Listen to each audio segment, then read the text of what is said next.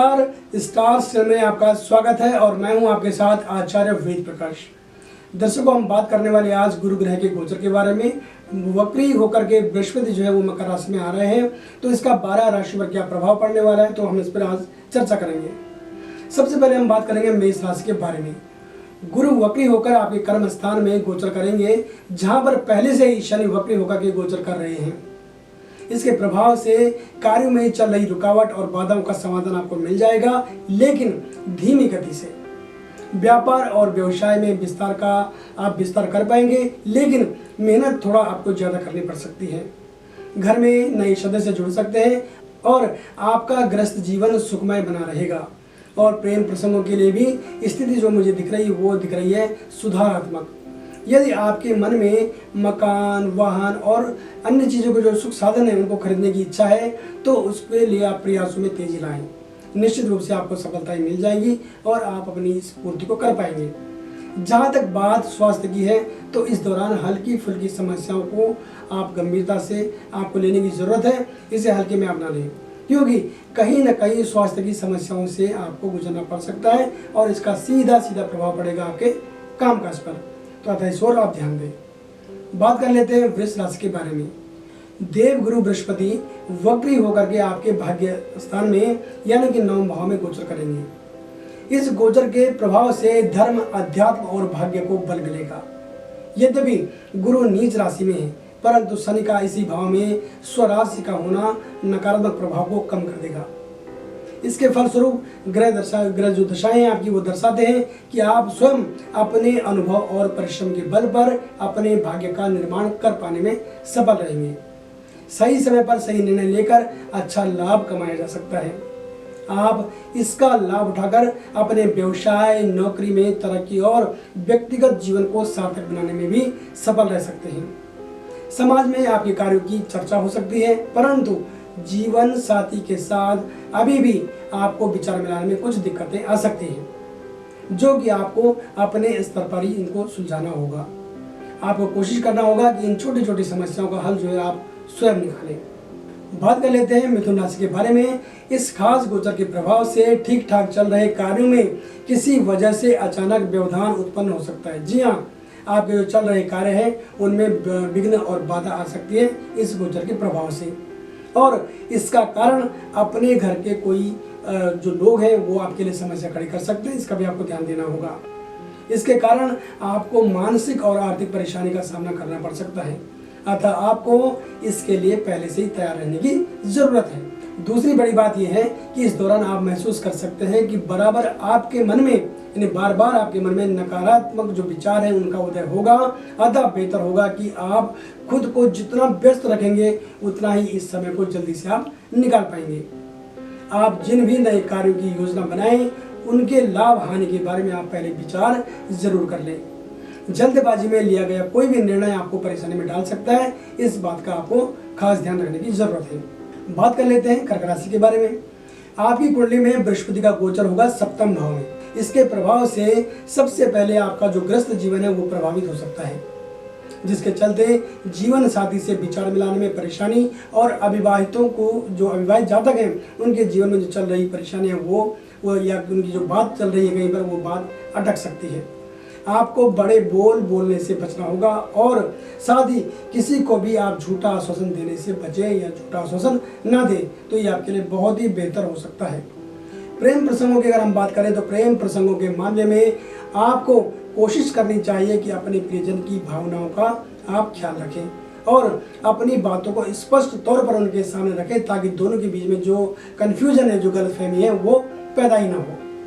नौकरी व्यापार की स्थिति संतोषजनक कही जा सकती है, यद्यपि दौड़ भाग जारी रहेगी। यदि साझेदारी में कोई काम करना चाहते हैं, कोई बिजनेस आप करना चाहते हैं, तो कोशिश करें कि पारदर्शिता आपको रखनी होगी और ये पारदर्शिता आपके बिजनेस के रिश्तों को मजबूती प्रदान करेगा और आप लंबे समय तक काम कर पाएंगे। बात कर लेते हैं सिंह राशि के बारे में।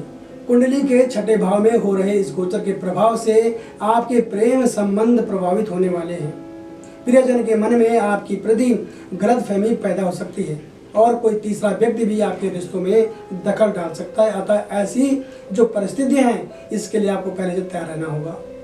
विद्यार्थी वर्ग को परिणाम शायद अनुकूल ना मिल सके और पढ़ाई में भी आपका मन कम लगेगा। संतान पक्ष की तरफ से आपको जो चिंता हो सकती है, आपकी चिंता बढ़ सकती है। अतः उनकी जो समस्याएं यानी जो संतान से संबंधित समस्याएं उनको आप सुने और उनको आप प्राथमिकता दें। यदि इस दौरान कहीं साक्षात्कार देने आपको जाना है तो आपको अति आत्मविश्वास से बचने की सलाह है। जहाँ तक सवाल कामकाज का है तो स्थिति जो है वो पहले जैसी रहने वाली है, यानी कि स्थितियाँ पूर्ववत रहेंगी और जीवन यापन और ज़रूरतों को पूरा करने लायक धन आप आसानी से कमा लेंगे, इसमें कोई दिक्कत नहीं है। जहाँ तक बात आपके स्वास्थ्य की है तो स्वास्थ्य आपका ठीक रहने वाला है। अब बात करते हैं कन्या राशि के बारे में। कन्या राशि के जातकों के लिए गुरु का ये जो गोचर है वो होगा पंचम भाव में, यानी कुंडली के पंचम भाव में गुरु का गोचर होगा और बच्चों से संबंधित कार्यों में अचानक व्यस्तता आपकी बढ़ सकती है और चिंता भी बढ़ सकती है, परंतु कुछ समय बाद उनके परिणामों से आप बहुत ही खुश होंगे, यानी कि आप संतुष्ट हो पाएंगे। प्रेम संबंधों में निकटता का आभास होगा और अचानक नए लोगों से मिलकर आपको खुशी होगी और उन लोगों से आपकी निकटता भी बढ़ेगी, परंतु इस निकटता को आपको प्रेम समझने की भूल आपको बिल्कुल भी नहीं करनी चाहिए। जहाँ तक बात नौकरी व्यवसाय की है तो पहले से बेहतर सुधार अभी देखा जा सकता है और आय बढ़ने की भी ओर ग्रह इशारा कर रहे हैं। सुख सुविधाओं का लाभ आपको मिलेगा और निवेश की योजना भी आप बना सकेंगे। यदि स्थान परिवर्तन करना चाहते हैं, जी हाँ ध्यान दें, यदि आप स्थान परिवर्तन करना चाहते हैं तो ये विचार एक ठीक हो सकता है। आप प्रयास कीजिए, निश्चित रूप से आपको सफलता मिल जाएगी। अगर बात करूँ मैं स्वास्थ्य की तो स्वास्थ्य आपका सामान्य रहने वाला है। बात कर लेते हैं तुला राशि के बारे में। चतुर्थ भाव में होने वाले इस गोचर के प्रभाव से सुख संसाधनों में वृद्धि होने का योग बनेगा। कुछ पुराना निवेश लाभ के साथ मिलेगा, लेकिन खर्चों की जो अधिकता है वो बनी रहेगी। यदि मकान वाहन आदि खरीदना बेचना चाहते हैं तो विचार किया जा सकता है, लेकिन इस कार्य में जल्दबाजी बिल्कुल भी नहीं की जानी चाहिए। नौकरी व्यवसाय के अलावा प्रतियोगिता परीक्षाओं के लिए जो है ये जो समय है वो है अनुकूल। अपने व्यवहार के बल पर लोगों के बीच अपना स्थान बना पाने में आपको सफलता जरूर मिल सकती है। अविश्वासी लोगों के साथ ज्यादा संपर्क न रखें और ना ही उन्हें अपनी आगामी योजनाओं के बारे में बताएं। स्वास्थ्य की दृष्टि से जो है ये समय है वो आपके पक्ष में दिख रहा है और आपको एक खास जो सलाह है वो है यात्रा के दौरान आपको सावधानी बरतनी चाहिए। बात कर लेते हैं वृश्चिक राशि के बारे में। आपके लिए जो गुरु का गोचर है वो कुंडली के तीसरे भाव में होगा।